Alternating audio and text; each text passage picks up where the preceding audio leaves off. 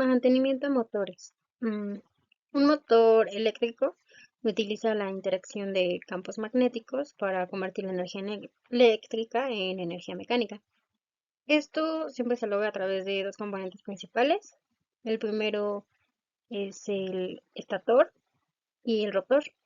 El estator es la parte estacionaria del motor que contiene un conjunto de bobinas de cable que usualmente son llamadas bobinas de campo. Y el rotor es la parte móvil que también tiene un conjunto de bobinas y estas son llamadas bobinas de armadura. El estator genera un campo magnético cuando se le suministra corriente eléctrica y por su parte el rotor está situado en el centro del motor y está diseñado para atraer y repeler el campo magnético del estator y esto es lo que causa que el rotor gire. Este proceso de atracción y repulsión continua en un ciclo, impulsando la rotación constante del rotor y por lo tanto del motor. Tenemos los componentes y piezas que lo componen. Tenemos primeramente el estator y este prácticamente se trata de la parte fija y estacionaria del motor que rodea el rotor y está compuesto por una serie de bobinas de alambre enrolladas. Después tenemos las bobinas. Las bobinas y desvanados en el estator contiene tanto bobinas desvanadas que desempeñan roles claves en la generación del campo magnético necesario y las bobinas formadas de alambre conductor enrollado alrededor del núcleo del estator. Estas son las responsables de transportar la corriente eléctrica que genera el campo magnético. Después también tenemos el rotor, que puede estar compuesto de diferentes elementos dependiendo del tipo de motor. Tenemos tres diferentes tipos de rotores. Tenemos el de jaula de ardilla, que es ampliamente utilizado en motores de inducción de corriente alterna y está compuesto por barras de cobre o aluminio colocadas en forma de jaula alrededor del núcleo del rotor.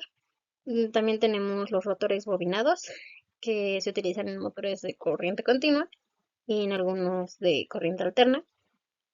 Y el rotor bobinado consta de bobinas de alambre enrolladas alrededor del núcleo del motor. Estos rotores ofrecen mayor control sobre la velocidad del motor y esto se hace adecuado para aplicaciones que requieran un control preciso como lo puede ser una máquina industrial o tracción eléctrica. Por último tenemos el rotor de imán permanente. En este tipo se utilizan imanes permanentes en lugar de las bobinas y estos están montados en el rotor y generan un campo magnético constante. Estos son eficientes y compactos y tienen una alta relación par-peso, lo que los puede hacer ideales para aplicaciones que requieren alta potencia y un tamaño más reducido, como en los motores de los vehículos y aplicaciones de alta velocidad. Seguido tenemos la carcasa y estructura mecánica del rotor. Estos desempeñan un papel fundamental para que su funcionamiento sea seguro y eficiente y pues proporcionan soporte estructural, protección y disipan el calor. Mm, Tenemos también el ventilador. El ventilador del motor es un componente esencial que se utiliza para refrigerar y disipar el calor generado durante su funcionamiento. También tenemos el eje del motor, que permite la transmisión de energía mecánica desde el motor a otros componentes o sistemas. Y este suele encontrarse ubicado en el centro del motor y está diseñado para soportar las cargas mecánicas. También tenemos el sistema de alimentación, que es el que suministra la energía eléctrica necesaria para que este motor funcione. Y tenemos el sistema de arranque, que se utiliza para iniciar el movimiento del motor eléctrico desde una condición de reposo. Tenemos los tipos de motores. Esto depende del tipo de corriente con la que operan, lo que determina el diseño y sus aplicaciones específicas. Los tres principales tipos tenemos el motor de corriente continua, que funciona exclusivamente con la corriente continua y se basa en el principio físico, según el cual un conductor que transporta corriente eléctrica al estar inmerso en un campo magnético perpendicular a las líneas de flujo, tiende a moverse en una dirección también perpendicular a dichas líneas. Después tenemos el motor de corriente alterna, que opera únicamente con corriente alterna, y los motores son más comunes en vehículos eléctricos modernos debido a su eficiencia y menor necesidad de mantenimiento. Eh, Se divide en dos principales categorías, que son los motores síncronos. Este transforma la energía eléctrica en energía mecánica, y luego están los asíncronos, que también llamados de inducción, donde el campo magnético del estator induce corriente en el rotor, y también son con un mínimo mantenimiento. Por último tenemos el motor universal. Este puede funcionar tanto con corriente alterna como con corriente continua. Para las condiciones de operación, tenemos que para los motores son de 40 grados centígrados a una altura máxima de 1000 metros sobre el nivel del mar. El funcionamiento de un motor eléctrico se puede desglosar en tres etapas principales. Primero tenemos la generación del campo magnético, la interacción del campo magnético con el rotor y la rotación del rotor. Por su parte, en los límites de la gravedad de la vibración, el límite del rango de esta vibración del motor eléctrico es una especificación técnica importante que define el rango de frecuencia de vibración en el que un motor se puede operar sin sufrir daños significativos. En el caso de los motores eléctricos industriales, la vibración puede ser causada por una gran variedad de factores, como la desalineación, el equilibrio, el desequilibrio, el rozamiento, la torsión y la flexión.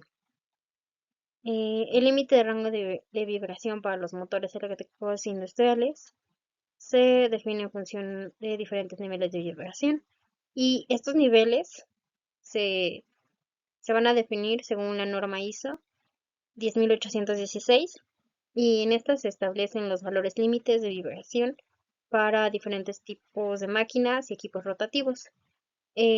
Estos suelen clasificarse en cuatro categorías: A, B, C y D, donde la categoría A se considera la más baja y la D se considera la más alta.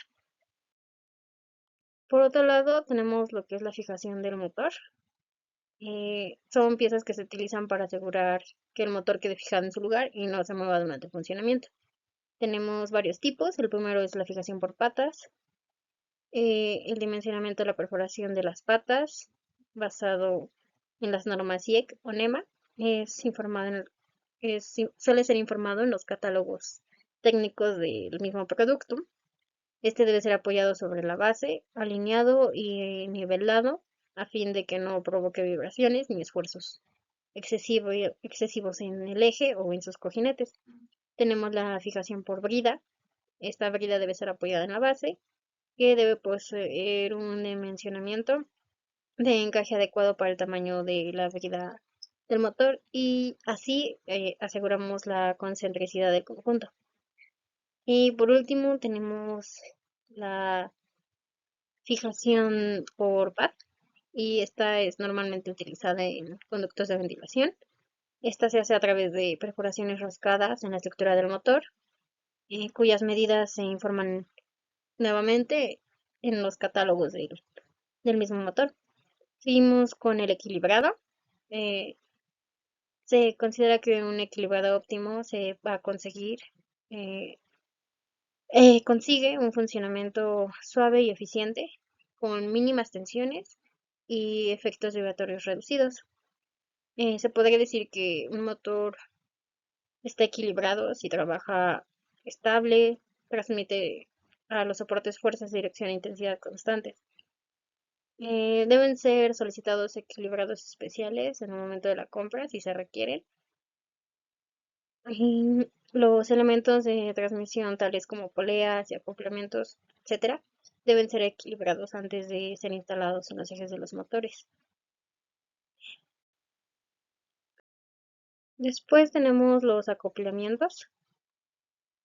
Eh, los acoplamientos se utilizan para la transmisión del par del motor hacia la máquina accionada.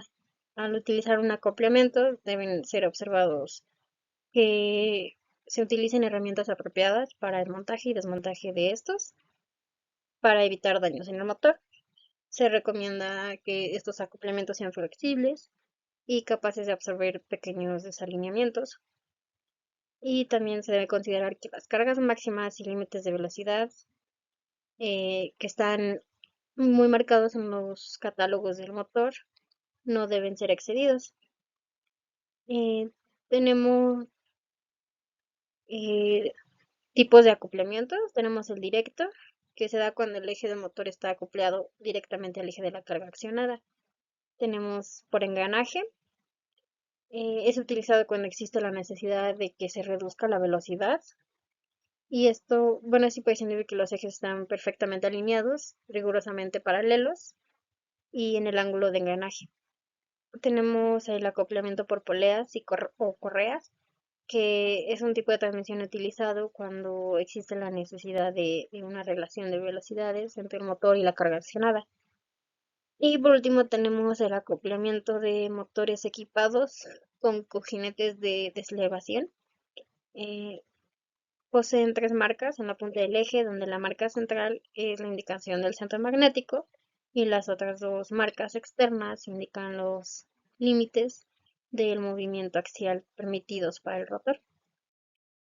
Tenemos la nivelación del motor que se debe realizar para corregir posibles desvíos de planicidad que pueden existir provenientes de otros procesos y acomodaciones de los materiales. La nivelación puede ser realizada por medio de un tornillo de nivelación fijado a la pata o a la brida del motor o por medio de finas chapas de compensación. Tras la nivelación, la diferencia de altura entre la base de fijación del motor y el motor no debe exceder más de 1 milímetro. En caso de que se utilice una base metálica para ajustar la altura de la punta del eje, con la punta del eje, bueno, del eje del motor con la punta del eje de la máquina, deben ser niveladas en la base del cemento. Por último, tenemos el alineamiento entre la máquina motriz y la accionada. Es una de las variables que más contribuyen para prolongar la vida del motor. Si existe un desalineamiento entre los acoplamientos, va a generar elevadas cargas que van a reducir la vida útil de los cojinetes, va a provocar vibraciones y en casos extremos puede incluso causar la ruptura del eje.